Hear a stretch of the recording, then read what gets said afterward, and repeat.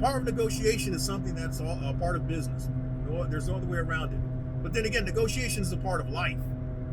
And those who sometimes get ahead is based on their ability to negotiate. Drive a hard bargain, as some people would say. I know that lately I've not put out a lot of content, and quite frankly, what happens is that I want to put out content, and then I get home after it's been a pretty rough month of July. I'm not thinking about doing anything like that. Sometimes I've recorded content, but I don't feel like editing it. When it's been the dog days, as what I've experienced, quite frankly, all you want to do is just go to sleep. Maybe it's because I'm a geezer, but there's a lot of mental work involved with being out here. And part of that mental work is negotiating, strategizing, being aware and attuned to what's going on out there. One of the things that I'm sharing with y'all, and this is free game, is about understanding again about these last mile gig delivery apps. Now, I know a lot of what I'm putting out there, folk may not listen. In fact, I may reach a very small number of people, but I also understand that the YouTube algorithm is not pushing my stuff out there because I don't put out enough content. And it could very well be too that what I'm putting out is what, based on the algorithm, people don't want to view. But I'm still putting it out there. That's just me. Now, the art of negotiation goes a long way.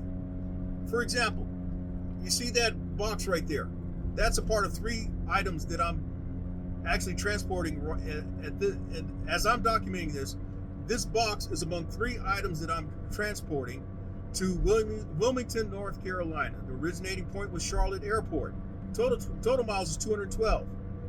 Line haul rate, $425. So that means, based on loaded miles, $2 a mile. And guess what? The total weight, 80 pounds. Yeah, that's easy money, someone would say. It is easy money. But here's how it came about. I happened to notice on the load board, 100 pounds, box truck, and it allowed you to call or email. Well, it actually allowed you to email a bid. So I bid 500. What the hell? And then I got a reply, and I noticed the measurements. This can fit in a Sprinter van, 30 by 30 by 30, total 80 pounds. Yes. Okay, this is going to fit into a Sprinter van. I've gotten other opportunities that way. Some stuff that was intended for box truck, or at least listed for box truck, but the measurements allow for a Sprinter van. Well, anyway, 500. The guy came back and said, "Oh man, the best we can do is 350." Well, I had missed out on an opportunity earlier in the day, one from Ladson, South Carolina, which is the Charleston area going to Charlotte. We had agreed on 400, but he said, "Hey, this got to be. We need somebody out of Charleston," so I wasn't able to book that load. But this one, he says 350. I came back. I said 425, and that's my best. Okay, and I didn't say anything else. About 15 minutes later, I got an email, and so we agreed on 425. He sent me a rate confirmation sheet and the supporting documentation, and that's why I'm on my way to Wilmington. Now, that's one example. And I know we've talked for about 4 minutes or so into this segment of the Gig Geezer, and as I often say, if you like the content that's been provided in this segment or in any other segment, hit that subscribe button, give my content a thumbs up, share my content among others, and I definitely welcome your comments in the section below. But I'm going to give you an example of negotiation as it involves last mile gig delivery apps, and I'm also going to give you some free game on just these last mile gig delivery apps. Well, some of y'all have mentioned it, and some of y'all may know, but many of these last mile gig delivery opportunities that we see, the aggregator behind it is OneRail, a Florida-based company based in Orlando. It appears that their aspiration is to become the DoorDash of last mile gig delivery.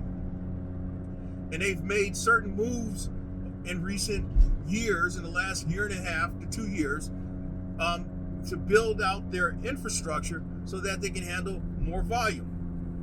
Now, in their quest to become the main player for last mile gig delivery opportunities, or last mile gig delivery market, and I'll even go as far as to say what they call omni-channel. That's the term that I've seen, omni-channel. What they do is they're reaching out to the large companies like tire warehouses and home improvements places, and they're saying, we can handle your customer demand for these last mile, these same day deliveries, these on-demand deliveries. We can handle the infrastructure of y'all sending us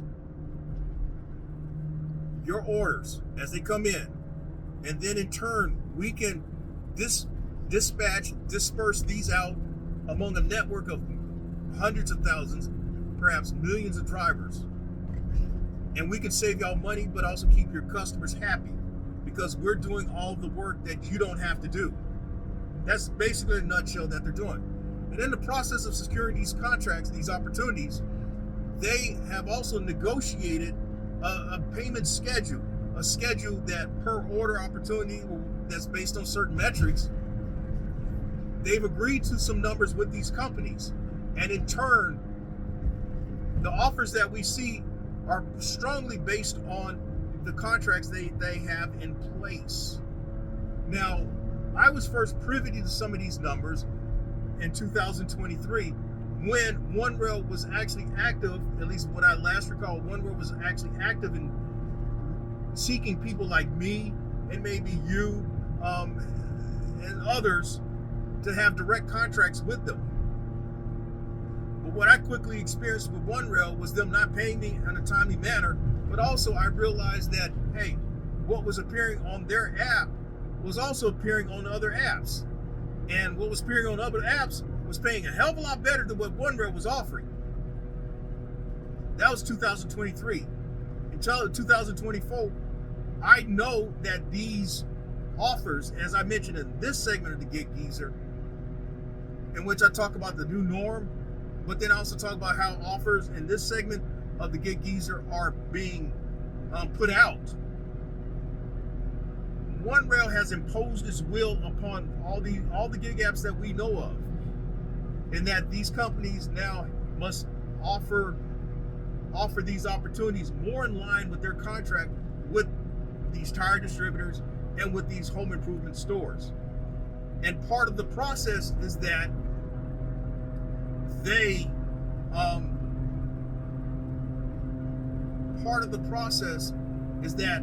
what OneRail is doing is they got to stay in business. Obviously, they got to pay. They got to show a return on investment with their investors. But the rates have dropped significantly from last year to this year. So that hot water heater that you might have made $100 on last year, you're seeing that offer for $18.76, or $20, or $22 and change. That's why. Because of OneRail. They're making the apps offer these more in line with their contract with these companies. Tire orders that used to go for $40, $50, $60, many of them are going for, at least in my market, anywhere between $18 and $24.75. But here's the thing. As I mentioned in this segment about like with catering order opportunities, you've got to be able to understand your market and know how these orders do bounce around to other apps. And the thing is, these apps at some point, what they'll do is they'll come up with more money to offer the driver. And so it becomes like a little play of negotiation. Sometimes though, you actually negotiate direct, you actually are in a phone conversation with some of these apps when these negotiations take place. And I'll give you an example. On Monday, this order here, that pallet of water, when it first showed up on the app here in the Columbia, South Carolina metropolitan area, it came out for $42. Then there was a bonus put on by the app, $52. But then the company reached out to me, and I told them what my price was. But when I got finished, it actually paid out $127.25. But it started with me negotiating with them, saying, "Hey, look, I'll do it for this amount." And then when it was all said and done, I ended up being paid even more. And that's not the first time that's happened. That's not the first time it's happened, okay? And it won't be the last. What I'm getting at is that these apps need us drivers, at least based on current business model configurations. These apps need us drivers just as much as we need these apps. And anybody thinking that, well, you know what, I'll just take it the way of what's offered because, hey, look, well, if I try to get more money, that's going to hurt them. Look, business is business. If you want something moved, there is then the urgency. If you create enough urgency, if you're creating more urgency, or if the scenario creates more urgency, then guess what? They're going to pay you for it. Okay? And then that's where the power of negotiation comes in. On these apps, the power of negotiation is basically you not grabbing at first sight. The power of negotiation is allowing for it to maybe bounce to another app, because one rail has got to get it. One rail has got to get it moved. They don't care how it's moved. They don't care which app it's moved on, but it's got to move. Okay? And so what they count on first is the numbers game. So certain things may appear on DoorDash and Uber Eats and Lyft. When they appear on those apps, that's bottom buster. Those are bottom buster numbers. But then again, if it appears on some other apps, they're on the higher end of the pay spectrum. Now as I told someone today when I did a tire order, if you see me, that means that they're paying me. They're paying me some more money. Or I've put together a situation where it's paying me more what I feel is worth my while. And these people see me enough to know that I don't show up there all the time. I don't grab all those orders.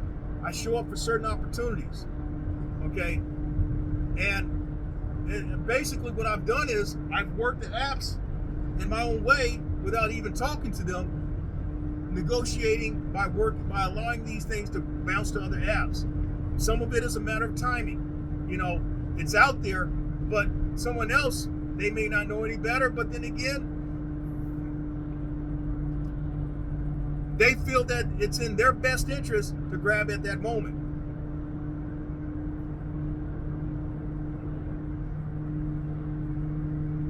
Here's the deal. Here's the payoff pitch. I'm gonna go back to this brokered opportunity.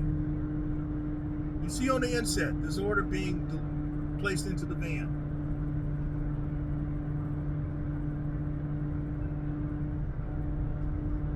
I could have gotten it for, you know what?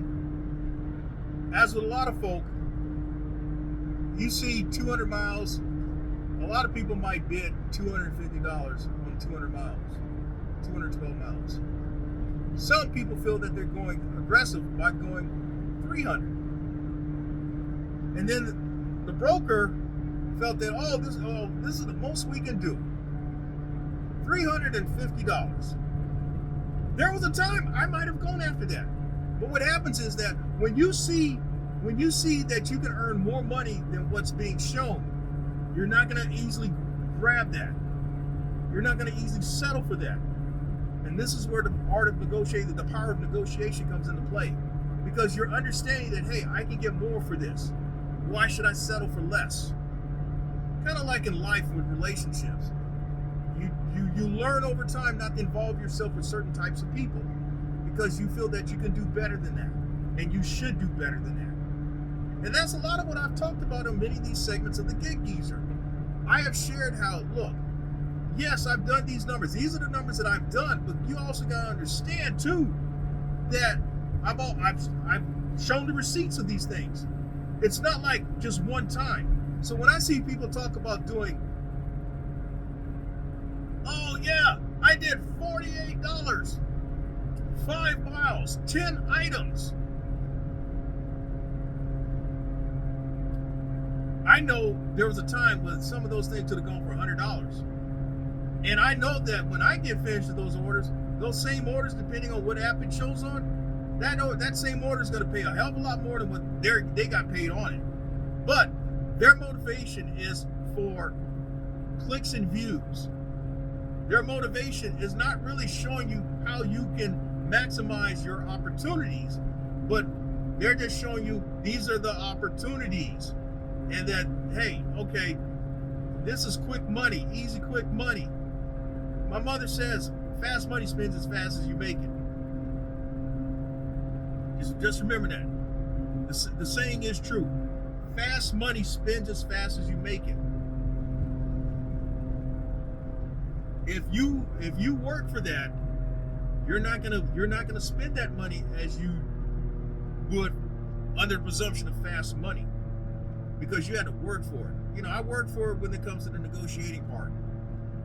I often said when I've done gig food delivery work, hey, accept less, earn more.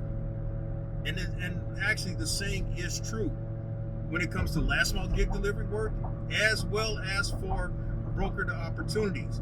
Now, I will say this, though, I'm not out there doing over the road.